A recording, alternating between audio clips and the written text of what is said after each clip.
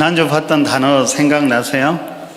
근데 청년들은 잘 모를 건데 한번 청년들 읽을 수 있겠어요? 수험 무슨 말일까요? 자, 이 단어에는 세 가지 단어가 숨어 있다라고 했습니다. 어떤 단어들일까요? 숨, 쉼, 그리고 섬이지요.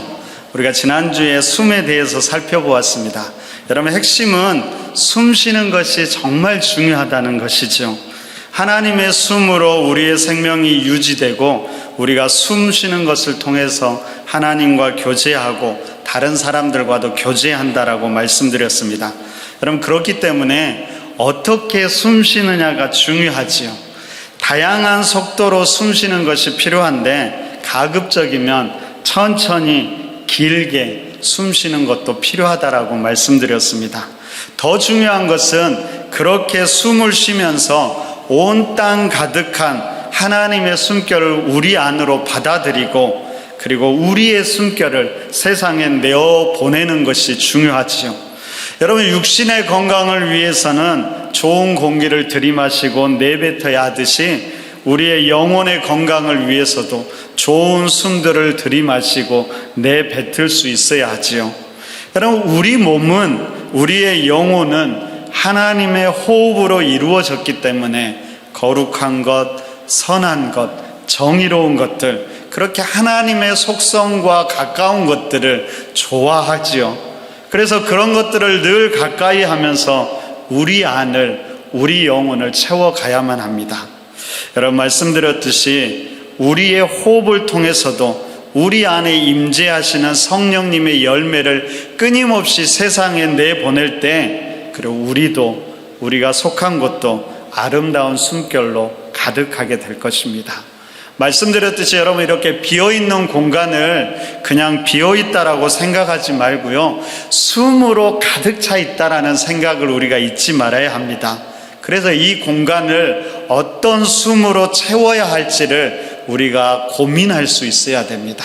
우리의 가정도 마찬가지죠. 그곳을 거룩하고 좋은 것들로 채워갈 때 우리의 가족들도 자녀들도 좋은 것들을 마시고 내뱉게 된다는 사실을 꼭 기억하시고요. 우리를 통해서 우리가 속한 곳이 아름답고 거룩한 숨으로 가득할 수 있기를 바랍니다. 자, 오늘은 이제 두 번째로 섬에 대해서 생각해 보려고 합니다. 여러분, 섬이라는 것은 서는 것을 말하지요. 원래 사람은 태어날 때부터 서지 못하고 누워있는 존재였습니다. 이것을 영성에서는 의존적인 존재라고 이야기합니다.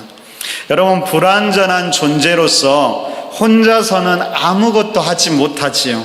누군가의 돌봄이 필요합니다. 그러다가 점차 서게 될 때 온전한 인격체가 되는 것이죠. 근데 여러분, 그러면 사람이 선다는 것, 무엇을 말할까요? 그것은 스스로의 책임을 진다라는 의미입니다. 마땅히 감당해야 될 그 책임, 그리고 우리가 서 있는 자리에서 주어진 책임을 감당하는 것을 우리가 선다라고 말할 수 있습니다. 여러분, 그러면 사람이 근본적으로 마땅히 감당해야 될 책임은 과연 무엇일까요? 하나님께서 처음 사람을 만드실 때 이렇게 이야기하죠. 여러분, 우리 창세기 1장 26절을 우리 한 목소리로 함께 읽어보도록 하겠습니다. 하나님이 이르시되 우리의 형상을 따라 우리의 모양대로 우리가 사람을 만들고 그들로 바다와 물고기와 하늘의 새와 가축과 온 땅과 땅에 기는 모든 것을 다스리게 하자 하시고. 여러분, 이 26절 잠깐 또 띄워주시면 좋을 것 같아요. 자, 26절에 중요한 단어가 나오는데 어떤 단어가 중요할까요? 바로 하나님의 형상과 모양이라는 말이 있지요. 여러분, 하나님은 사람을 창조하실 때 하나님의 형상을 따라 하나님의 모양대로 사람을 만들었다라고 이야기하고 있습니다. 여기서 형상의 히브리어 단어가 째렘이라고 하고요, 모양을 데무트라고 합니다. 그럼 과거에는 이 형상과 모양을 다른 의미로 이해하기도 했지요. 형상은 하나님과 인간을 동일시하는 어떤 것으로 보았고요. 이 모양은 오히려 하나님과 인간을 구별짓는 단어로 보았습니다. 그래서 이것을 통해서 하나님과 인간이 비슷하지만 다르고 다르지만 비슷하다라는 것을 말하고 싶었던 것이죠. 근데 이제 점차로 여러 가지 용례들을 살펴보면서 이 지금은 같은 의미로 이해하고 있습니다. 그러니까 어찌됐든 중요한 것은 인간에게 하나님의 형상이 있다는 것이지요. 그러면 이 말은 무슨 말일까요? 인간에게 하나님의 형상이 있다. 이것이 의미하는 바가 무엇일까요? 얼핏 생각하면 알 것 같기도 하고, 그런데 또 막상 정의하려고 하면은 쉽지가 않지요. 여러분, 형상의 가장 기본적인 의미는 어떤 것에서 갈라져 나온 것, 떨어져 나온 것을 말합니다. 중요한 것은 그 어떤 것에서 갈라져 나왔기 때문에 본체가 가지고 있는 본질과 속성을 그대로 가지고 있고요. 뿐만 아니라 더 중요한 것은 그 본질과의 관계가 끊어지지 않고 계속된다라는 의미까지 가지고 있는 것입니다. 그러니까 기본적으로 닮았다라는 의미를 갖지만 단순히 모양만 닮은 것을 말하는 것은 아니죠. 예를 들어 자녀가 부모를 닮았다라고 말할 때 물론 생김새를 말하기도 하지만 어떤 행동이나 태도를 말하기도 하고 습관을 말하기도 하고 어떤 능력이나 아니면 어떤 전체적인 느낌을 말하기도 하지요. 여러분, 구체적으로 어느 하나를 꼭 꼬집어서 말하기는 어렵지만 본질적으로 닮았다라고 말할 수 있는 것이 있다라는 것입니다.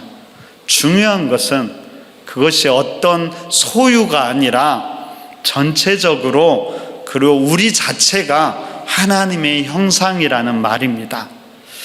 여러분, 이처럼 하나님의 형상은 명확히 무엇이다라고 말하기는 어렵지만 하나님의 형상을 가진 사람들에게는 반드시 나타나는 특징 몇 가지가 있습니다. 첫째는 그 사람들은요, 하나님의 통치권을 가지게 됩니다. 그러니까 인간은 하나님의 형상으로 인해서 하나님이 가진 통치권과 다스림이 인간에게 있다라는 것이죠. 두 번째는 관계성을 이야기하는데요. 하나님이 삼위일체로 존재하듯이 하나님의 형상을 가진 우리도 함께 살아가는 존재라는 말입니다. 세 번째는 하나님의 성품인 거룩한 성품이 우리 안에 있는 것입니다. 아마도 대표적인 것으로는 겸손과 사랑, 그리고 복종과 섬김, 그리고 의와 거룩함이라고 말할 수 있을 것입니다. 그럼 이 외에도 여러 가지 것들이 있지만 중요한 것은 바로 이 세 가지입니다. 하나하나 우리가 자세히 살펴보면 좋겠지만 오늘은 공부하는 시간은 아니잖아요. 그래서 이 중에서도 가장 중요하고 기초적인 통치권을 중심으로 우리가 좀 간단하게 살펴보도록 하겠습니다. 여러분, 하나님의 형상을 가진 인간에게 가장 두드러진 특징은 통치권을 갖는다라는 것입니다. 하나님의 형상과 관련된 통치권을 생각할 때 가장 쉽게 생각하면 동상을 떠올릴 수 있을 것 같습니다. 여러분, 고대 국가에서는 왕이 너무나 넓은 영역을 다스릴 때 자신의 통치권의 영역을 나타나기 위해서 군데군데에 동상을 세웠다라고 합니다. 그러니까 그 동상이 세워진 곳까지 그 왕의 통치 영역이 되는 것이죠. 그 동상 자체가 왕은 아니지만 동일한 통치권을 갖게 된다라는 말입니다. 근데 이런 통치권을 살아있는 개념으로 이해하면 여러분, 통치권을 가진 왕이 다른 누군가를 통치자로 세우는 것이지요. 특별히 자기의 아들을 통치자로 세웠다라고 한번 생각해 보십시오. 비록 그가 왕은 아니지만 왕의 아들로서의 권한, 그리고 왕이 준 권한을 가지고 왕을 대신해서 통치하게 되지요. 바로 여기서 대리자라는 개념이 나오게 되는 것입니다. 근데 여러분, 이 대리자라고 할 때 이 안에는 내가 왕을 대신하여 갖는 권리도 있지만 의무도 있다라는 사실을 우리가 잊어서는 안 됩니다. 어떤 의무가 있을까요? 그것은 원래 통치자인 왕의 뜻에 따라야 되고, 그러면서 왕의 영광을 드러내야 한다라는 것이죠. 여러분, 우리를 하나님의 형상으로 만드신 하나님께서 기대하시는 것도 이것이고요, 우리가 감당해야 되는 책임도 이것이지요. 그래서 하나님은 우리를 하나님의 형상으로 만드시고 바로 다음에 이렇게 말씀하셨습니다. 우리 28절도 한번 읽어볼까요? 우리 함께 읽습니다. 자, 시작. 하나님이 그들에게 복을 주시며 하나님이 그들에게 이르시되 땅에 충만하라, 땅을 정복하라, 바다의 물고기와 하늘의 새와 땅에 움직이는 모든 생물을 다스리라 하시니라. 그러면 이것이 하나님의 형상으로 만들어진 인간에게 주신 첫 명령이었습니다. 여러분, 이 처음 명령에서 제일 중요한 단어, 중요한 말이 무엇일까요? 생육하고 번성하라는 것일까요? 아니면 정복하고 다스리라는 것일까요? 다 중요하지요. 근데 가장 중요한 하나를 찾으라고 한다면 아마도 충만이라는 말인 것 같습니다. 하나님께서 인간을 하나님의 형상으로 만드시고 다스림의 권세를 주신 목적이 있는데 그것은 바로 충만이었습니다. 여러분, 충만하다는 것을 히브리어로 말하면 샬롬이라고 이야기하는데요, 이 샬롬이라는 것은 하나님이 처음 창조한 상태, 그러니까 하나님이 창조하시고 보시기에 좋았다라고 고백한 그 상태를 이야기합니다. 그러면 이때 이 샬롬, 충만함은 두 가지 방향을 갖는데요, 하나는 우리 자신을 향한 방향이고요, 다른 하나는 서로가 맺는 관계를 향하는 것입니다. 그러니까 우리 자신이 충만한 샬롬의 상태에 있고 다른 사람과의 관계도 충만한 샬롬의 상태에 있을 때 바로 그때 하나님은 기뻐하시고 이것을 통해서 하나님이 영광을 받는다라는 것이죠. 하나님이 이것을 기대하면서 모든 인간들에게 하나님의 형상을 허락하셨던 것입니다. 그러므로 우리는 이 통치권은 중요한 두 가지의 목적을 이루어야만 합니다. 첫째는 뭘까요? 내 안에서 하나님의 형상을 회복하고 더 나아가서 다른 이들 안에서도 그 형상을 회복하도록 도울 수 있도록 그 통치권을 사용해야 하는 것입니다. 이러한 회복을 위해서 우리가 먼저 알아야 될 것이 있는데, 무엇이 우리의 본질을 왜곡시키고 하나님이 주신 이 샬롬과 풍성한 상태를 깨트렸는지를 먼저 알아야 하지요. 성경은 그것이 뭐라고 말할까요?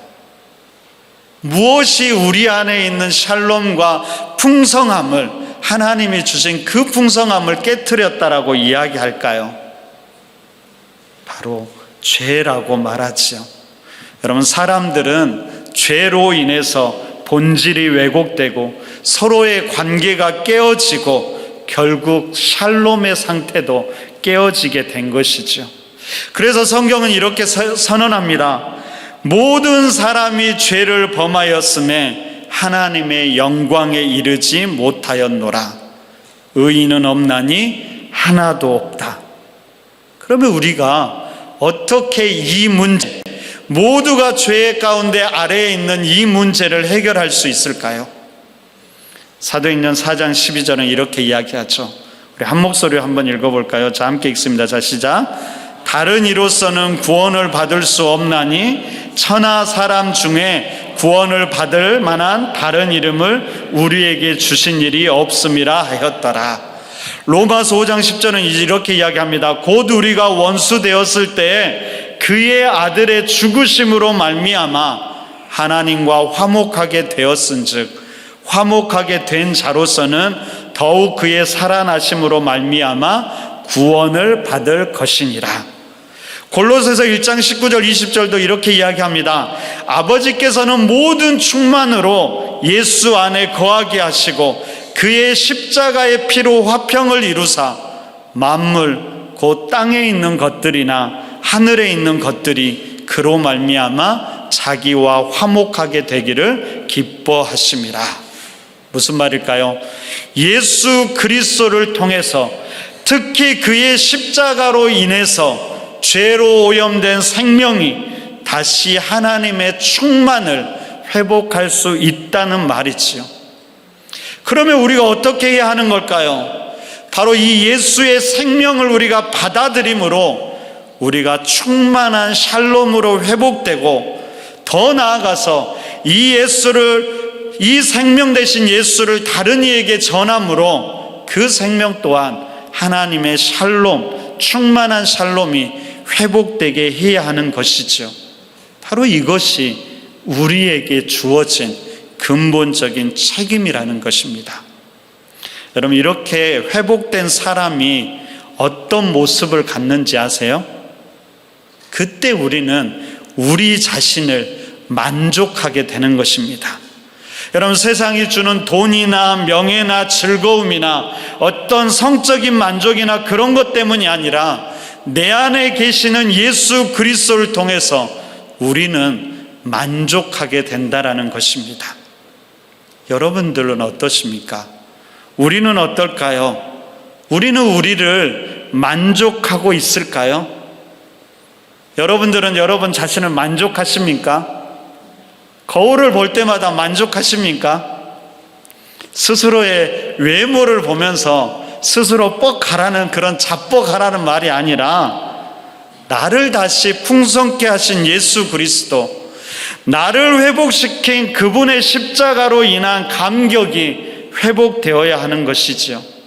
바로 그것이 하나님께 영광되는 것입니다. 따라해 볼까요? 그러면 우리 스스로를 향해서 이렇게 외쳐봅시다. 나는 나를 만족합니다. 내 안에 계신 예수님으로 인해 나를 만족합니다. 여러분, 이것을 끊임없이 선포해야 됩니다. 왜요?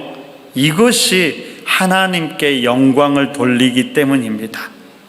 여러분, 세상과 죄는요, 자꾸 이것을 잊어버리게 하고요, 잃어버리게 하지요. 그러니까 끊임없이 우리 자신을 향해서 이 사실을 선포해야 한다는 것입니다. 다시 한번 해볼까요? 나는 나를 만족합니다. 내 안에 계신 예수님으로 인해 만족합니다. 그렇게 선포하십시오. 근데 여러분, 이것만으로는 충분하지 않지요. 각자의 본질을 회복하는 것을 넘어 서로가 서로의 그 관계의 회복까지 나아가야만 합니다. 여러분, 로마서를 보면 하나님의 나라를 뭐라고 이야기하냐면요, 의와 평강과 희락이라고 이야기합니다. 그러니까 모든 관계 안에 이런 의와 평강과 희락이 넘쳐나도록 해야 하는 것이지요. 여러분, 이런 의로움은 세상의 의로움을 넘어서는 하나님의 의로움입니다. 세상의 의로움은 기계적인 의로움이라면 하나님의 의로움은 생명을 회복시키는 의로움이지요. 생명의 충만한 샬롬을 이루게 하는 의로움입니다. 이 의로움은 우리가 만들어낼 수 있는 것이 아니라 의로우신 참된 의가 되시는 예수 그리스도를 우리가 품은 것을 통해서만 이것을 얻을 수가 있는 것이지요. 여러분, 평강은 뭐냐면 평화를 말하는데요, 모든 폭력을 거부하지요. 그 폭력 안에는 다양한 요소들이 있습니다. 미움도, 다툼도, 시기도, 질투도, 함부로 말하고 상처 주는 모든 것들이 포함되지요. 이 모든 것들을 관계 안에서 거부해야만 하는 것입니다. 기쁨은 무엇일까요? 세상이 주는 순간적인 환락이 아닙니다. 환경이 주는 어떠함도 아니고요, 참된 기쁨은 하나님이 주신 은총이고 그 은총에 대한 반응이고 감격이지요. 하나님에 대한 감격, 주님의 사랑에 대한 감격, 구원에 대한 감격, 함께 어우러짐에 대한 감격을 말합니다. 바로 이러한 의로움과 평화, 기쁨이 모든 관계 안에서 드러나야 하는 것이지요. 그래서 하나님은 사람을 창조하시면서 이렇게 명령하셨던 것입니다. 다시 한번 28절을 보세요. 하나님이 그들에게 복을 주시며 하나님이 그들에게 이르시되 생육하고 번성하여 땅에 충만하라. 땅을 정복하라. 바다의 물고기와 하늘의 새와 땅에 움직이는 모든 생물을 다스리라고 하나님이 말씀하셨다라는 겁니다. 하나님이 그들에게 복을 주시고 그들에게 이르셨지요. 여기서 그들이라는 것은 남자와 여자를 모두 포함하는 말입니다. 함께하는 존재들, 다시 말하면 공동체를 이야기합니다. 하나님은 그 공동체에 복을 주시면서 생육하고 번성하고 땅에 충만하게 하셨지요. 그러면 여기서 생육하다라는 표현을 영어로 말하면 뭐라고 말할 수 있을까요? 제가 발음이 안 좋아서 엄청 고민했는데요. 영어로는 be fruitful이라고 하고요. 땅에 충만하다는 것은 무슨 말일까요? 네, 땅을 하나님의 은혜로 채우라는 fill the earth라고 합니다. 여러분, 함께함으로 의와 평강과 희락의 아름다운 열매를 그 안에서 풍성히 맺어가고 그것으로 이 땅을 가득 채워가라는 말이지요. 바로 이것이 정복하고 다스리라는 말 속에 포함되어 있는 의미입니다. 여러분, 그래서 정복하고 다스리라는 말을 창세기 2장 15절에서는 뭐라고 말하냐면 경작하고 지키라는 표현으로 표현합니다. 여러분, 경작한다는 말이 무슨 말일까요? 힘써 노력해서 아름답게 만들어가는 것을 이야기하지요. 여러분, 그리고 지킨다라는 것은 무슨 말입니까? 우리가 힘써 노력함으로 본질을 잃어버리지 않도록 하고 그 본질을 계속해서 유지하는 것을 말하지요. 바로 이것이 우리에게 주신 근본적인 책임, 우리가 감당해야 될 책임이라는 말입니다. 바로 이 책임을 감당할 때 우리는 비로소 하나님 앞에서 바르게 서는 사람이 되는 것입니다. 어떻게 이것이 가능하게 될까요? 빌립보서 2장 5절부터 8절은 이렇게 이야기합니다. 저 여러분들이 한 절씩 교독할까요? 제가 5절 읽고 여러분들이 6절 읽습니다. 너희 안에 이 마음을 품으라. 곧 그리스도 예수의 마음이니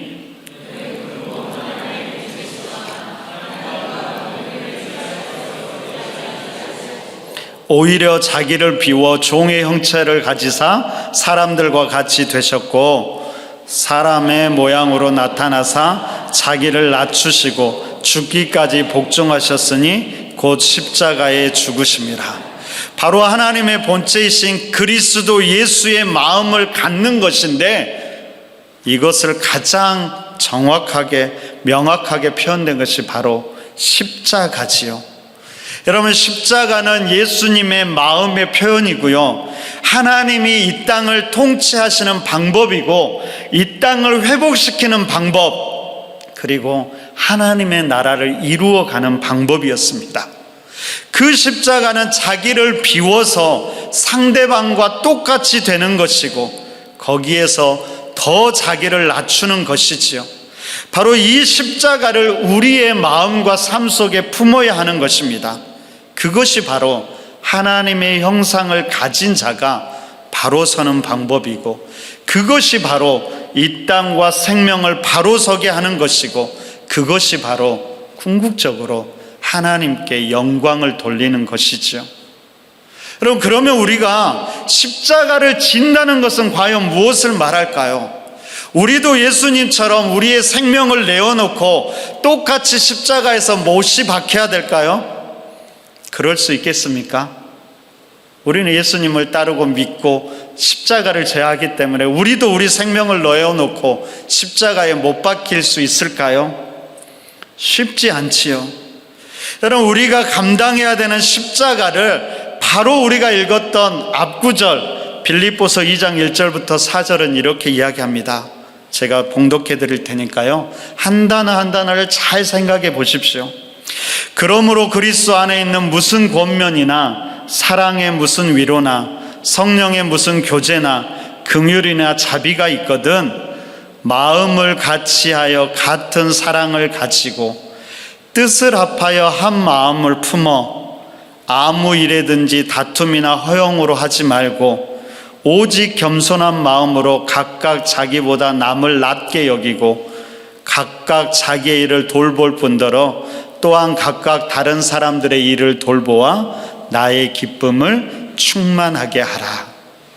우리가 우리 삶 가운데, 우리 공동체 가운데 감당해야 되는 십자가는 마음을 같이하여 함께 사랑하는 것이고요, 뜻을 합하여 한 마음을 품는 것이고요, 다툼이나 허용이 아니라 겸손한 마음으로 상대를 더 낮게 여기는 것이고, 자기 일뿐만 아니라 다른 이들의 일도 돌보아 주는 것입니다. 바로 이것이 십자가를 지는 것이고, 바로 이것이 공동체 안에서 풍성히 나누어지고 세상 속으로 끊임없이 흘러가야만 하지요. 왜 그럴까요? 세상은 그렇지 않기 때문입니다. 세상은 오히려 겸손하지 않고 교만하고 낮아지지 않고 더 높아지려고 하지요. 섬기려 하지 않고 오히려 더 섬김을 받으려 합니다. 함께 하기보다는 혼자 있으려고 하기 때문입니다. 그러기에 우리는 더욱 함께함으로 서로가 서로를 거룩한 성품으로 대하면서 하나님의 샬롬을 회복해 가야만 하는 것입니다. 더 나아가서 그것이 우리 안에만 머무는 것이 아니라 세상을 향한 증거이고 선포가 되어야 하지요. 그래서 그들 또한 하나님의 형상을 회복하게 해야 하는 것입니다. 바로 이것이 하나님의 형상을 가진 우리가 응답해야 될 책임이고, 이것이 바른 섬의 의미라고 생각합니다. 옆에 사람을 한번 보시겠어요? 하나님의 형상이 보이십니까? 네. 안 보이신다면 상대의 문제가 있는 것이 아니라 나에게 문제가 있는 것입니다. 우리 서로 이렇게 이야기해 줄까요? 당신은 하나님의 형상입니다. 함께 아름다운 하나님의 나라를 이루어 갑시다. 이렇게 이야기하라고 하면은 다 이야기만 하고 듣지는 않더라고요. 그래서 우리 한 사람씩, 두 사람씩 짝을 지우고요, 안 되면 세 사람씩 하면서 한 사람이 먼저 이야기하면 다른 한 사람은 그냥 들으시고 아멘으로 화답해 보시기 바랍니다. 한번 해볼까요? 한 사람이 합니다. 당신은 하나님의 형상입니다. 아멘. 함께 아름다운 하나님의 나라를 이루어 갑시다. 바꾸어서 한번 해보십시오. 바꾸어서 당신은 하나님의 형상입니다. 함께 아름다운 하나님의 나라를 이루어 갑시다.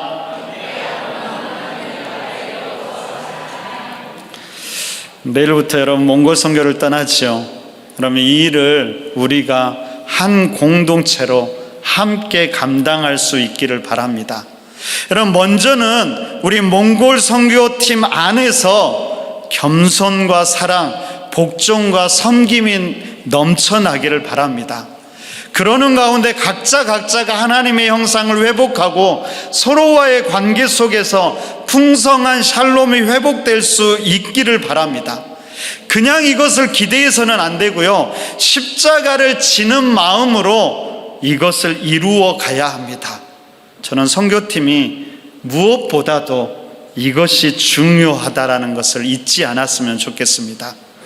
그런 여러분들이 예수 그리스도를 외칠 때, 그런 여러분들을 통해서 여러분이 밟는 그 땅이, 만나는 그 생명들 또한 풍성한 샬롬이 회복될 수 있을 것입니다. 우리 안에서는 회복이 안 되고 어떻게 다른 사람들을 회복시킬 수 있을까요? 우리 안에서 먼저 회복되어야 하는 것이지요. 뿐만 아니라 남아있는 길가의 교회 모든 성도들도 한 공동체의 마음을 가지고 겸손과 사랑, 복종과 섬김의 마음으로 기도로 동역해 주시기를 부탁드립니다. 지난주에도 말씀드렸듯이 모든 성도들이 적어도 1시간의 기도의 헌신을 하셨으면 좋겠습니다. 여러분, 쉬워서 함께 이 일에 동참하라는 거 아니지요. 쉽지 않을 겁니다. 여러 가지 환경과 마음의 싸움이 있을 것입니다. 그래도 십자가를 지는 마음으로 우리가 함께 동참하라는 것이죠. 그래서 이 몽골 단기 선교가 단순히 하나의 선교여행, 선교팀만 가는 선교여행이 아니라 우리 길가의 교회 모두가 함께하는, 이 일을 통해 함께 하나님의 형상을 회복하는 귀한 단기 선교가 되기를 바랍니다. 더 나아가서 선교팀들이 실제로 밟고 우리가 기도로 밟고 만나는 그 모든 땅과 생명들도 하나님의 형상을 회복되는 귀한 역사가 있기를 간절히 바랍니다.